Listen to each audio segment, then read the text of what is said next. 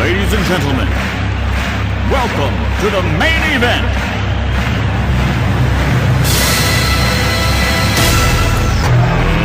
Let's get ready to rumble! Y'all ready for this? Hi everybody, it's Doreen, and I'm back with day 2, card number 2 of my short Father's Day series. Now this card is going to be a quick, easy, and very simple card to put together. There is some steps that we'll have to follow to lay it out on your silhouette mat, but putting the card together is going to be easy. So what does our card look like for today? This is the card that we will be making. So come on and join me, and I'm going to show you how I made this card. Okay everybody, so we're going to go ahead and get our pieces on our mat. Now this is a Silhouette file, and I got this file from the Silhouette online store. I've already gone ahead and downloaded it to my library, so we're just going to go ahead and open it up, and I've got it listed under a folder that I've created called Father's Day. So this is the card that we will be making and laying on the mat. So the name of this file, if you decide you want to go to the Silhouette store and download it, it's called Bifold Father Card. So I'm just going to double click and we're going to open it up, and as you can see, it opens up as grouped together. Now I'm going to keep the size that it comes in as, because this is the size I want the card. And if you want the measurements and you're going to be making a card similar to this and you're not using the Silhouette, the actual measurements is the width is 10.600 and the height is 6.465. Now that's for all of the pieces connected together. So because we're going to be cutting this in different color cardstock, I want to go ahead and do my ungrouping now. So I've already selected my card, and I'm going to right click and just click ungroup. And sometimes I have to do this more than once. I'm not sure why. And so now, as you can see, the pieces are ungrouped together, but we're going to go ahead and move off the tie, and we'll move off the collar pieces, because those are going to be cut in separate pieces. So now, because I did the ungroup, that also ungrouped the hash marks or tick marks here that show you how to fold your card. Now some people don't like those. I don't mind them. So I'm just going to go ahead and make sure I group everything back together again by selecting it and then right clicking and clicking group. So now I have my actual card. Now the other thing that I'm going to do is I'm going to put an inside sentiment in the card, but I want to do it in a different color cardstock, and I want to use the print and cut feature. So I'm going to select my card, and then I'm going to go up here to the offset window, and I'm just going to do an internal offset. So now that I have that, I'm going to go ahead and set my distance. And when you're doing this, you want to make sure that when you put your wording in here that you stay pretty much away from and start your wording about right down here, because when you close the card, you don't want your inside sentiment to be seen from the outside.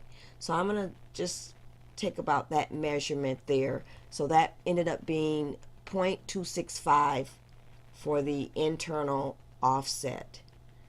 So now what we want to do is we're just going to move this down for now, and we're going to move this off the mat for a moment and bring this up, because I only want 1/2 of this. I don't want to internal offset. I don't want the whole thing to be in the inside of the card. So what I'm going to do is I'm going to select my image, move it, and I'm going to zoom in just a little bit so you can see this.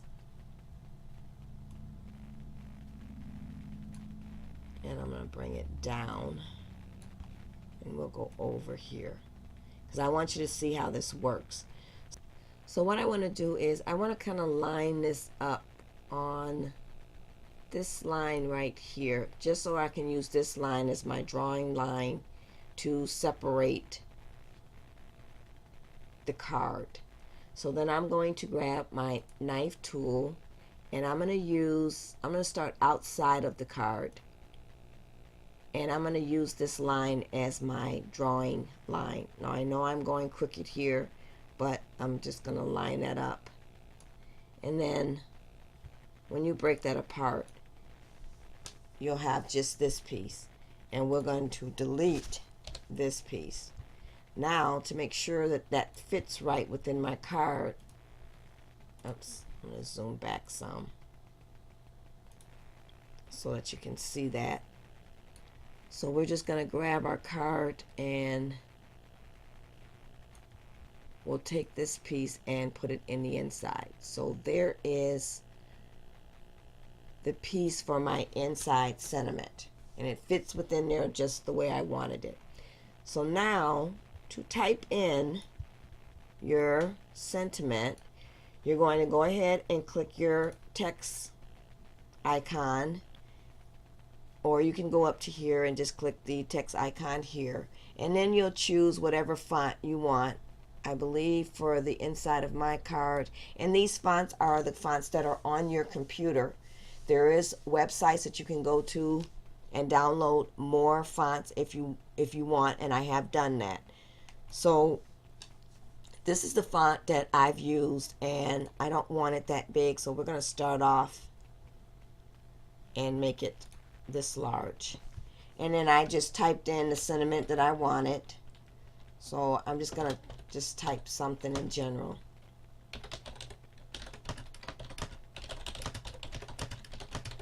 And then you can keep typing further down, and if you want to make it larger, you can make it larger. And what I'm going to do is I'm going to make this larger so you can see it, because I want you to see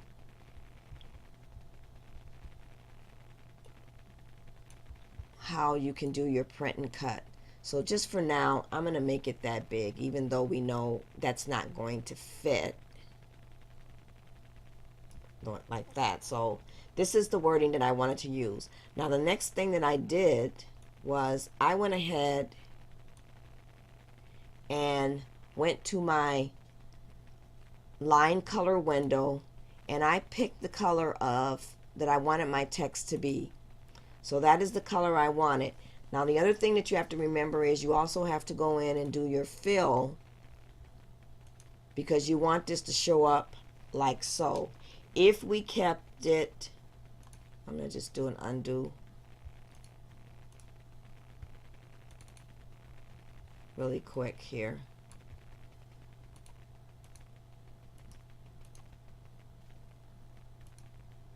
If we kept it like this, you'll notice that it's not filled in, so it won't fill in your letters, and they'll just be shadows of the letters.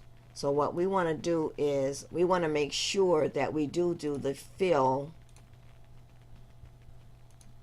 so that you get the filled in text. And then what you'll do is you will pick the size paper that you want, and I'm going to cut this out on letterhead paper. So I'm going to change that to letterhead.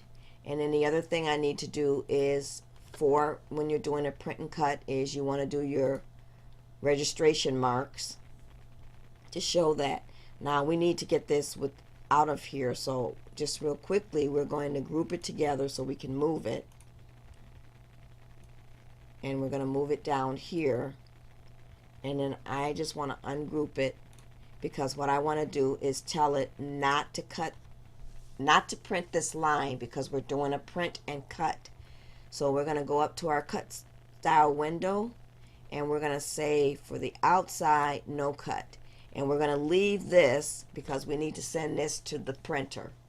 So then you'll go ahead and do your print and cut feature by sending this to your printer, so that it will print out just this. And then when you're ready to cut, you will go back and you will make this a no cut, because you don't want it to cut your wording, and you will make the outside cut, and then it will go ahead and cut just that.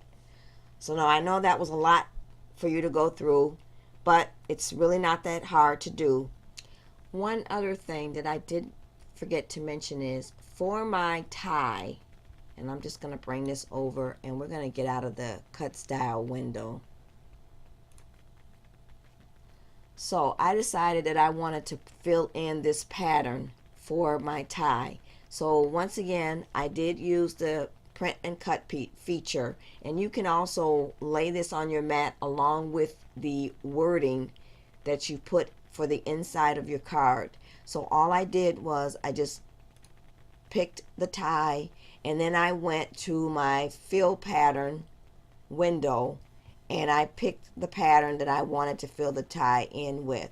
So your software does come with several different fill patterns, but what I've done is I've also downloaded some and I picked one that I liked and I filled it in. So you could just go ahead and pick any one you like and it fills it in, and then you can go ahead and print that out. So now meet me back at the table and we'll put the card together. Okay, so now that we've cut out our card, let's go ahead and put it together. So now here is the front of our card, and we're just going to go ahead and add our tie and our collar. So you should have gone ahead and cut those out, and they're going to get placed like so, and then we'll be adding our tie right here, and you're just going to glue those down. So what I want to do is I've already inked the edges of my tie using the Tim Holtz gathered twigs, but I also think I want to just put just a little bit on the edge for the collar. So I'm just going to ink those really quick. Looks like it's time for a new sponge dauber. This one's kind of beat up there. And we'll add some on this one as well. And then we'll put those down. So now I'm going to take my bone folder and make sure I've gotten this. Actually, I like using the Teflon holder because it seems to work and crease better. So now we've got that down flat, and I'm going to make sure we line these up. Make sure I put the ink on the right one. Or is it supposed to go that way? I believe I put the ink on the wrong side. But that's okay, we'll just ink this side as well. So you get to see my little mistake there.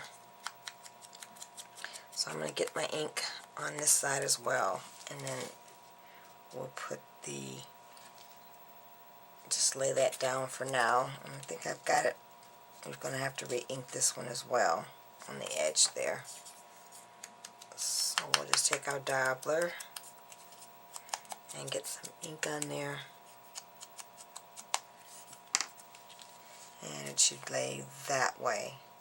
And then our tie goes right here. And it sits like that. So what we're going to do is we're going to put the tie on first. So let's go ahead, and I think I'm going to use my Tombow for this. Looks like I got some glue on there, so it's not going. There it goes. Got a little bit of hot glue on there. Not sure how I did that. We'll get our tape going across. And I just realized you don't want to put tape in the middle there.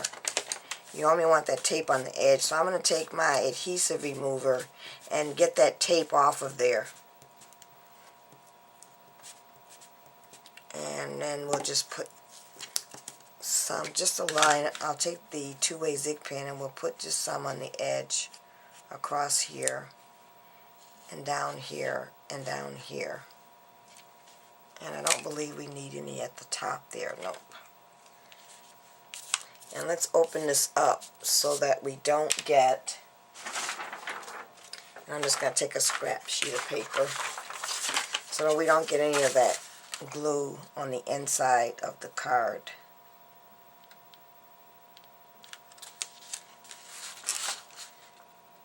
And then we'll press down. And so now what we can do is now we can go ahead and add our collar.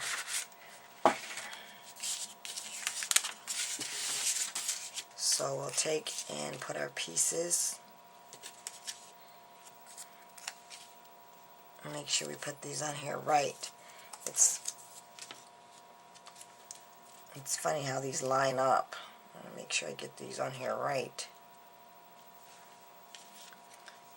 And I believe that's the way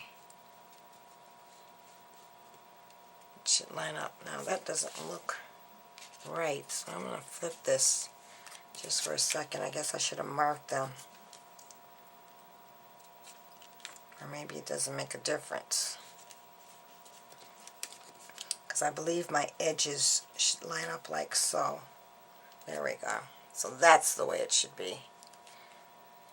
So let's get the glue. I'm going to use the two-way again. So there we have it. So that's the way it's going to look. So now all I'm going to do is go ahead and put in my inside sentiment that we created using the print and cut feature. And that's going to sit. Now, as I said before, you want to make sure that your wording does not show through and the top of the card doesn't. So I actually should have probably cut this down even more because I don't want that to show, but then I have a little overage right here. So what I'll do for that is just trim that and make sure that that top doesn't show through. And actually I don't think it'll be an issue, but we want it to kind of look like a shirt, so I am going to bring it down, and I'll probably take some off the bottom. So I'm going to put the inside sentiment in and put my embellishments, and then we'll come back with the finished card. Okay everybody, so I'm back with the finished card. So this one was just a really simple one, and I did go back and change the way I put the collars on. It should have been the way I originally had them on there. So the widest piece is down here toward the tie, and then you have the narrow piece up by the collar. And then the other thing that I've done is I've gone ahead and added some brads that look like buttons. And what I did was I took the piece off the back because I didn't want that to show on the other side. So I just glued those on with the glue gun, and I put two here at the collar. And then down here at the bottom, I've stamped out the words Happy Father's Day. And this is the stamp set that I used in card number 1 on day 1. It is by Stampin' Scrappin', and I picked it up at Joann's.com. I haven't seen this one in the store. And as I said before on day 1's video, this is also matches the Spellbinder dies, the labels 2, labels 4, and labels 8. And then I've gone ahead and put my sentiment in the inside. I did end up having to take some of it off at the bottom because I didn't do my offset the way so that the collar would not, or the top would not show. And then what I've done is I've gone ahead and made an envelope. And this envelope is a Silhouette Studio file. I didn't show how to cut that out, but I will on an upcoming video show you how to lay this on your mat. So that's it everybody. This is day 2 of my Father's Day card series. Now, we'll be back, or I'll be back with day number 3, and that will be the final card. This is going to be a short series this year. Thanks for watching everybody. Bye.